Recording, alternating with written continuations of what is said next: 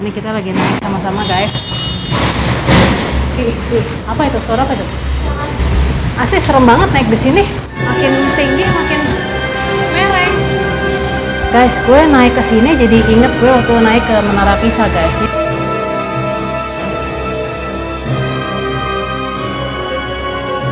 Assalamualaikum warahmatullahi wabarakatuh.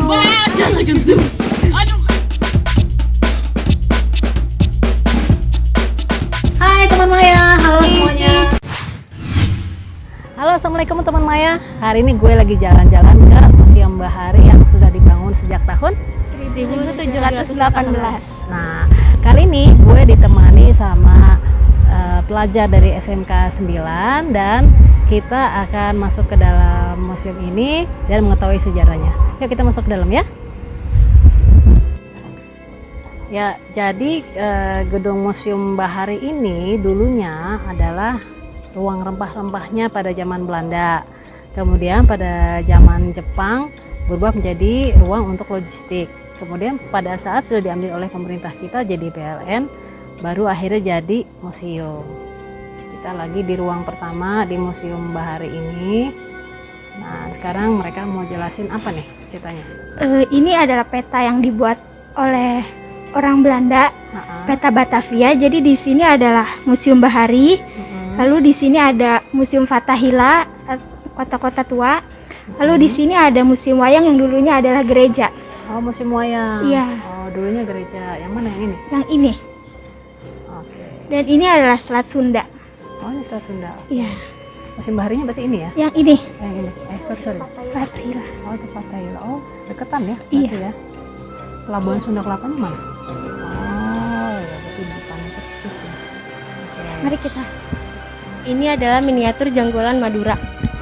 Bisa mencapai muatan 200 ton. Kapal ini disebut sebagai kapal perempuan karena mempunyai motif yang feminim. Feminimnya di mana? Di sini. Iya, di Oh, sini. atapnya. Sini apa sini? Oh, sini.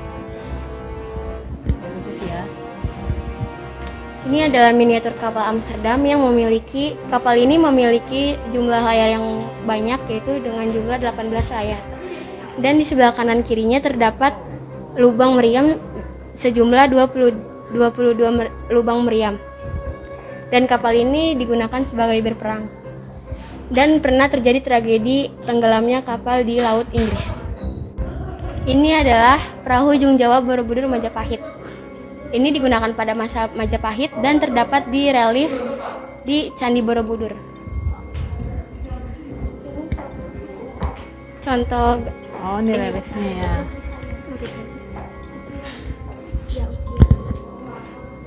Ini ada miniatur KRI Dewa Ruci. Ini adalah kapal kebanggaan Angkatan Laut Indonesia dan digunakan. Ini kapal ini sekarang masih ada, Bu. Masih Terus ada, ya. ini biasa digunakan untuk pelatihan taruna Angkatan Laut. Dan di atas ini ada bendera negara yang pernah dikunjungi oleh kapal ini. Ini berapa tahun? Di tahun berapa nih? Dewa Ruci ya? Sekarang kita memasuki ruangan yang kedua, yaitu ruangan diorama. Ini kita udah masuk ke ruang diorama guys.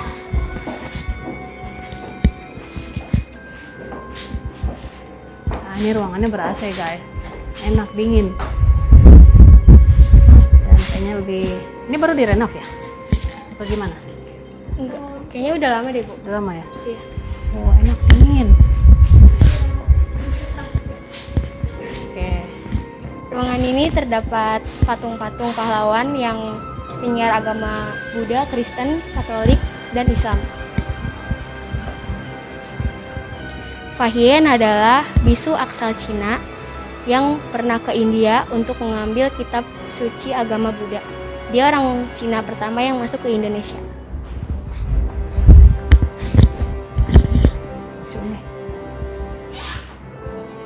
Kamera face nih tempatnya. Lalu kita masuk Kalau ke yang tempat, tadi agak beletok. ke tempat rempah-rempah. Oh, ini ruang rempah-rempah. Iya.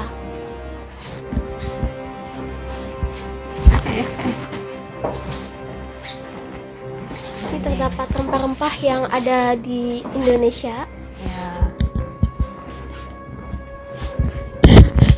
Jadi guys, dulu penjajah datang ke negara kita, salah satu alasannya adalah rempah-rempah ini. Karena Indonesia penghasil rempah-rempah terbesar di Asia pada saat itu. Lalu di sini ada De Alvin. Dia penyebar agama Katolik pertama di Indonesia. Dia asal dari Portugis. Dia pertama kali masuk ke Indonesia. Orang Portugis pertama yang masuk ke Indonesia. Ya, Sunda Kelapa.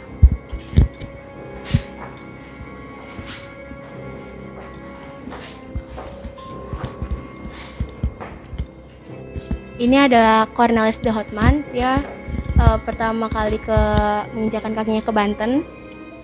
Lalu pertama dia itu disambut dengan baik, tapi lama-kelamaan dia jahat.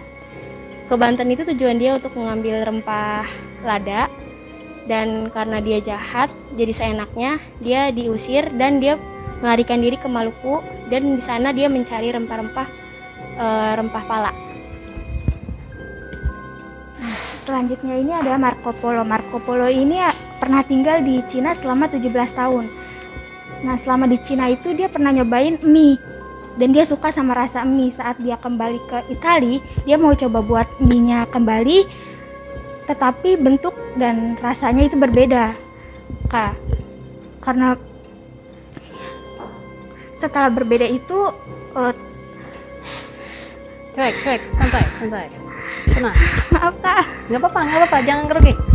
ulang aja ya Kak. Nggak usah. Nanti saya edit.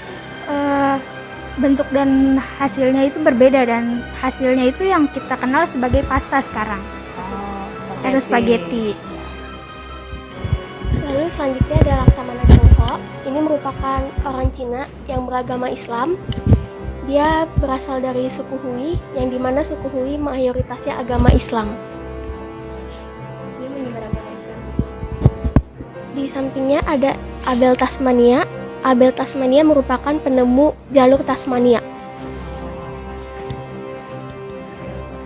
Kamu kayak apa sih?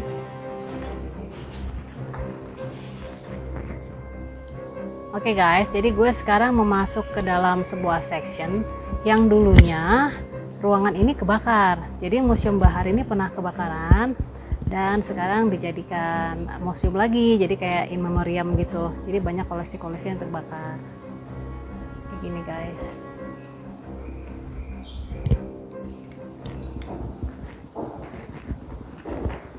Jadi ini ada perbedaan kayunya. Oh ya. Ini kayu yang sudah direnovasi, yang ini belum. Oh ini kayu yang lama. Ya, ini yang kayu lama, ini yang baru. Oh. Dan pondasinya juga baru. Ini apa nih? Ini tuh jendela. Oh jendela. Iya. Asli berarti ya? Iya. Oh ini susah runtuhan ini guys. Runtuhan kebakaran. Palangnya.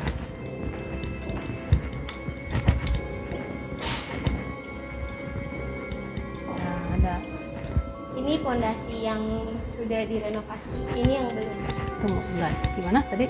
Ini pondasi Oh, yang iya. sudah direnovasi. Yang coklat muda. Iya.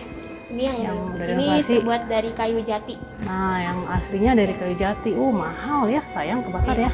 makanya kuat. Iya, kuat benar. Ini pintu apa nih? Oh, yang bekas kebakaran. Itu pintu masuk. Ada bekas arangnya. Itu berarang begitu pintunya.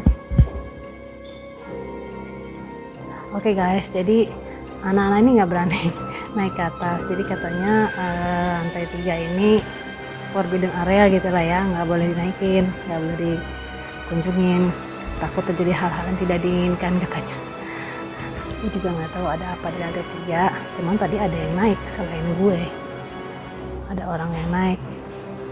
Jadi Pak, ya.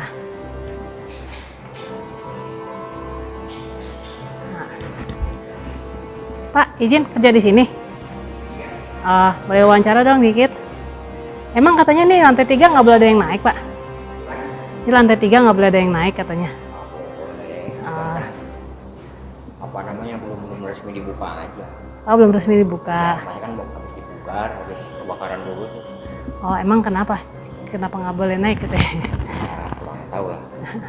Mungkin kondisinya belum fit kali. Oh, belum fit. Iya. Ah, Di ya. bagian bawah kan masih kelihatan kompor. Oke gitu.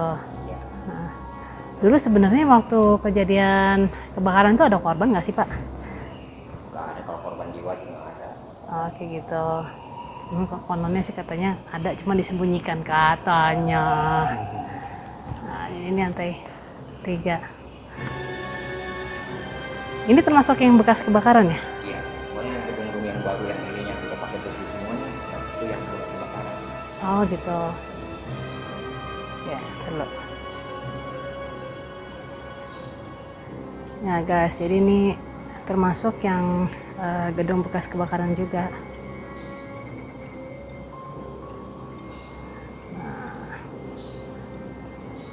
kosong, sepi. Tapi ini kayaknya udah mulai direnov tapi belum selesai gitu ya. Iya. Makasih ya Pak. Oke guys, sekarang kita udah masuk ke section yang lain, yaitu ruang kapal asli. Tuh. Atapnya pendek. Ntar gue mau kasih tahu. Nah, ini atapnya cuma segini guys. Lebih tinggi gue daripada atapnya. Yuk.